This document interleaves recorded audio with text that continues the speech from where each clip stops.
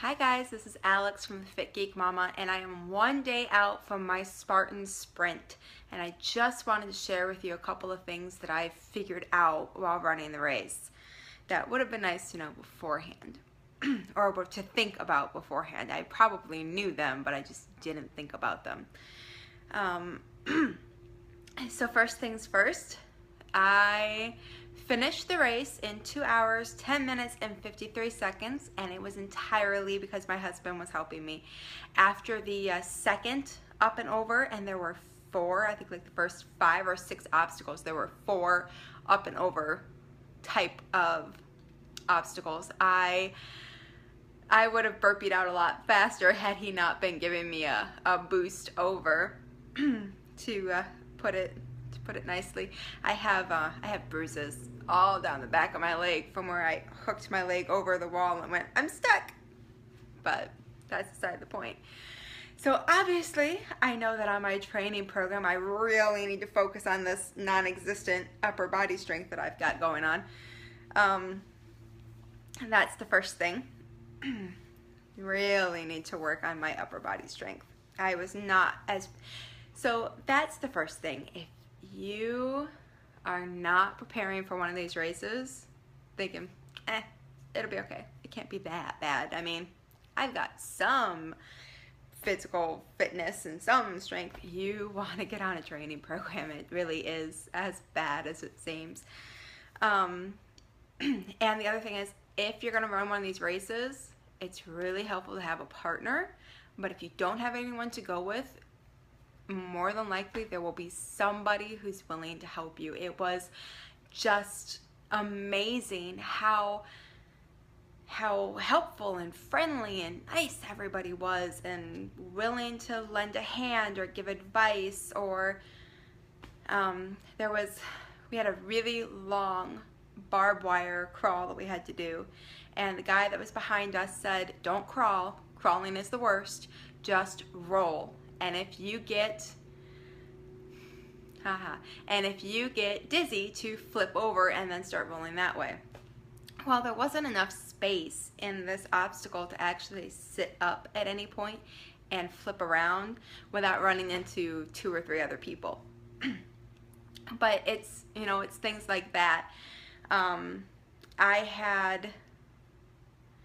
almost lost my shoe at one point, and there was a person behind us that was like, oh, you're okay, because I fell, because your shoe gets stuck in mud, you're gonna fall forward, and I didn't quite face plant, but I got close.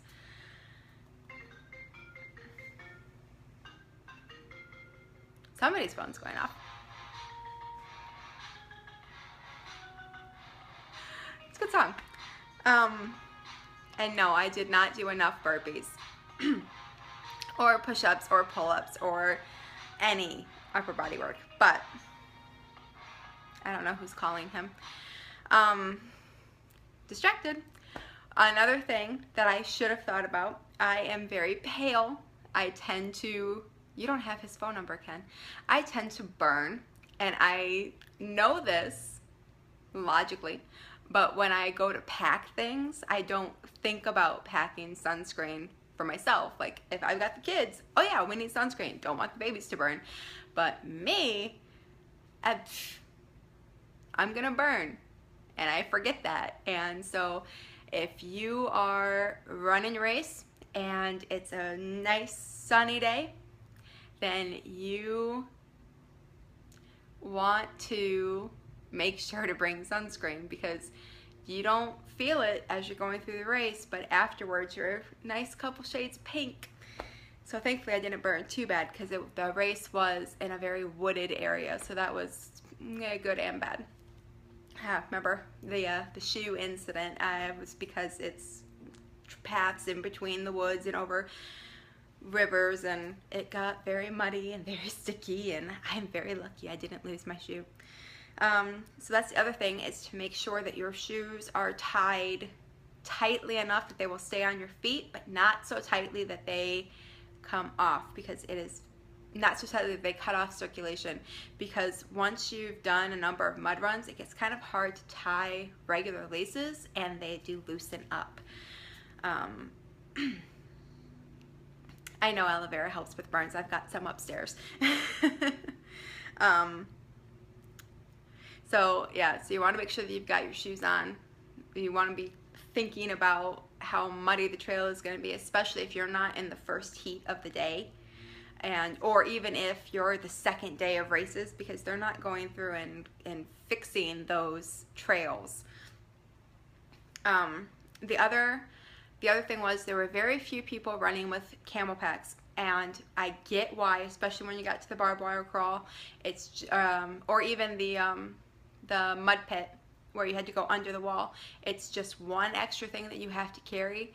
But for me personally, having asthma, that's like the one thing that helps me keep my asthma in control, so that I don't have to keep puffing on my emergency inhaler the whole time. It's just to be able to take a quick drink of water. And so I had my camel pack, and I had my emergency inhaler in there, and I had a pack of tissues because I was sneezing like crazy, and I had eye drops because hubby doesn't really wear his contacts very often, so I brought the eye drops so that if he needed it, we had it available so that he wouldn't be, you know, half blind trying to finish this race. And note, if you're going to take stuff, put it in a Ziploc. I was thinking that it would be safe enough in the camel pack, and it wasn't. I needed a Ziploc. But back to the camel pack, if you're going to take a camel pack with you, which I highly recommend, whether you're doing a Spartan race or a 5K or anything that's got you outside for a long period of time, when it's really hot, you're not going to care whether it's ice water or not. It's just going to be something that's wet and it makes you feel better.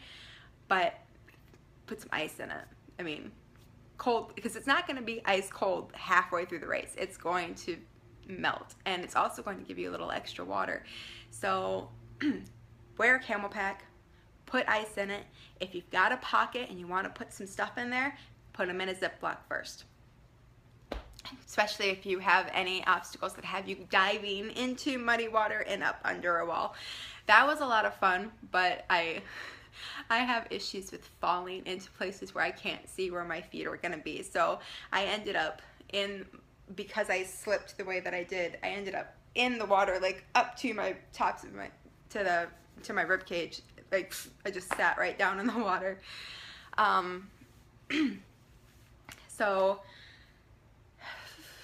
that's that. And the other thing is having a full tank of gas before you go to the race, before you go to wherever the parking is, because trying to get out of the race after our heat was done was just a nightmare of backed up cars. And there was one gas station on the corner that was like 2 or 3 cars deep, and then we didn't see another gas station until we were...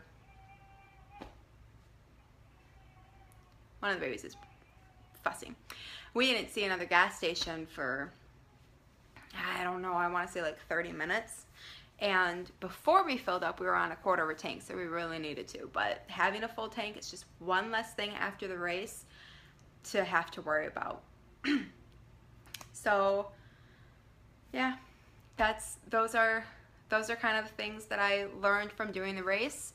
And I know what my plans are going forward. I am probably not going to run another Spartan race for at least a year, because I can't do pull-ups right now, and I kind of can't do push-ups, and I really can't do 180 burpees. Oh yeah, did I say that? I missed 6 obstacles, so I had to do 180 burpees. I'm so tired and I'm so sore. But so really, you know, I've got a plan. I'm going to work on some strength training, specifically upper body. I'm going to work on burpees so they're not so slow. I know I'm not a very good Spartan.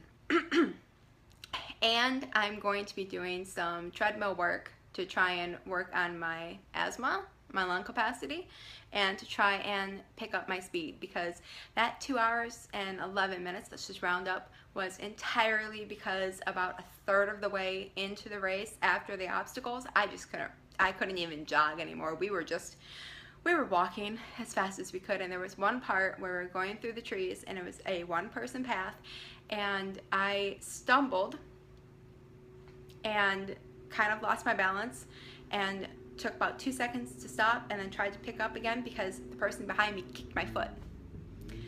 So it is what it is. I'm kind of slow. We already knew this, but so that's what my goals are. Probably in a year, there's a Spartan race in Ohio scheduled sometime in June, somewhere in Ohio. But I think that's the next one that I'm going to do. There's a sprint and a beast, and my husband wants to get his trifecta, so that'll give him 2 for 1 weekend-wise. But we'll see how he feels after that beast, because I think he's gonna be pretty dead. I think he's overestimating his ability, but maybe I'm wrong because he did pretty well with this one. All right, thanks guys. I'll talk to you later. Bye.